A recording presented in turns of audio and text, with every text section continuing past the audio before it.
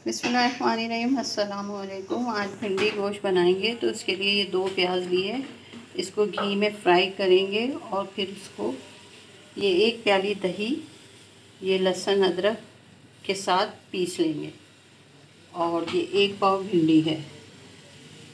सबसे पहले प्याज को घी में फ्राई करते हैं।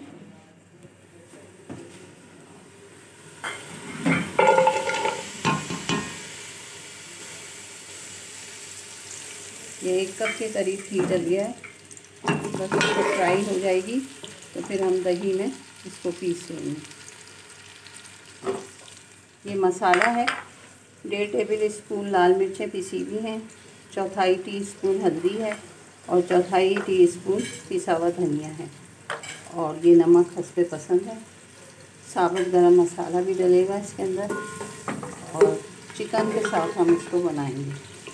तो सबसे पहले प्याज कुक हो जाए तो फिर बाकी का काम करेंगे। ये साबुत गरम मसाला भी है, इसमें थोड़ी सी काली मिर्चें हैं, 5-6 लौंग है, 1 बड़ी इलायची है और दालचीनी है, ये 1 टीस्पून ज़ीरा है। पहले प्याज का काम हो जाए, बाकी का आपको ऐसा ऐसा सारा कुछ समझाते रहेंगे। ये प्याज फ्राई हो चुकी है, बस इतनी ही करनी है।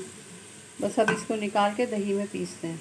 अब उसी घी में जिसमें हमने प्याज फ्राई की है, साबुत गरम मसाला डाल दिया है और लहसुन अदरक डलेगा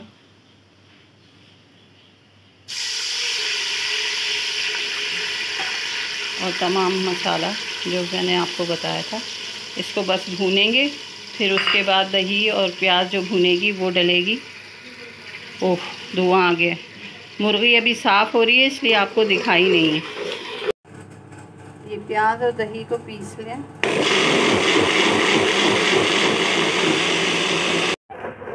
अब जो मसाला भून रहा है उसी में वो दही और प्याज जो भी पीसा है वो भी डाल दें। चम्मच चलाना है ताकि वो दही फट जाता है इस वजह से। बस इसे जब हम अच्छी तरह भून लेंगे तो उसके बाद इसमें गोश्त को भूनेंगे। गोश्त साफ़ हो जाए तो फिर हम आपसे मिलते हैं। ये 1 किलो मुर्गी है, साफ़ हो गई है। बस ये मसाला भुन जाएगा तो उसके अंदर डाल देंगे और इसको भून के फिर इसमें थोड़ा सा हम पानी डालेंगे ताकि ये थोड़े गल जाए। फिर उसके बाद भिंडी डालेंगे। बस अभी इसको डालते हैं। मसाला देख लें भुन रहा है, अभी भुना नहीं है, अभी इसमें थोड़ी देर है। बस ये भुन जाएगा जैसे ही फिर मुर्गी को डाल देंगे। ये मसाला अच्छी तरह भुन गया है, अब इसमें हम चिकन को डाल देते हैं।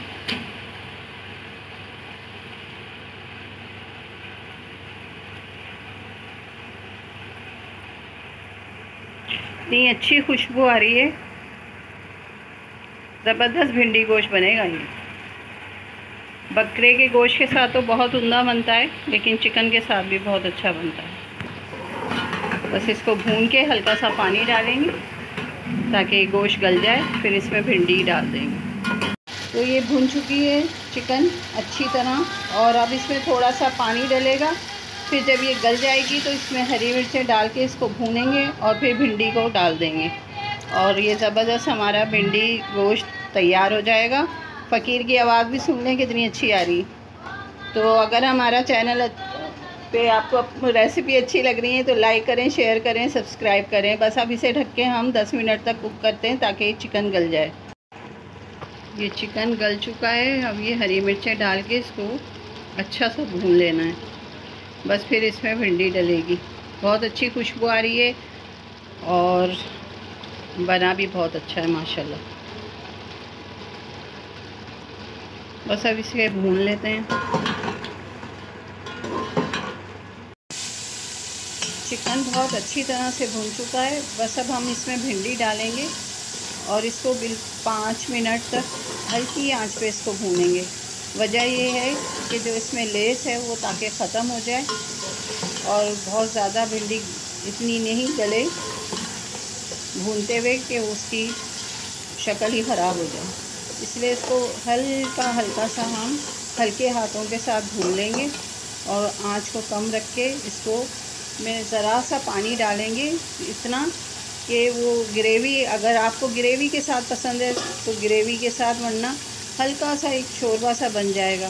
तो बस हम इसको अब 5 मिनट हल्की आंच पे हल्का सा पानी डाल के दम पे रख रहे हैं।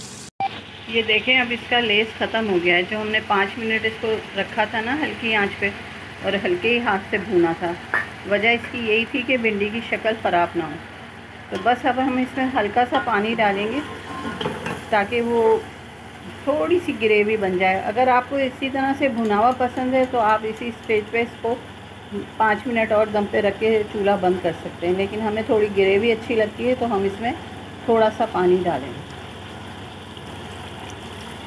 बस फिर इसे 5 मिनट और रखेंगे, फिर इसे इस पर पिसा हुआ गरम मसाला और हरा धनिया डाल के नान से, रोटी से, जिस चीज़ से आपका दिल चाहे खाएं। तो ज़रूर बनाइएगा और बताइएगा हमारी रेसिपी आपको कैसी लगी। बहुत आसान रेसिपीज़ हैं और ज़रूर इंजॉय करें। अल्लाह हाफ़िज़। ये माशाल्लाह से तैयार हो चुकी है, चूल्हा बंद कर दिया है। बस इस पर पिसा हुआ गरम मसाला और हरा धनिया डलेगा। मैं अभी आपको डिश आउट करके दिखाती हूँ।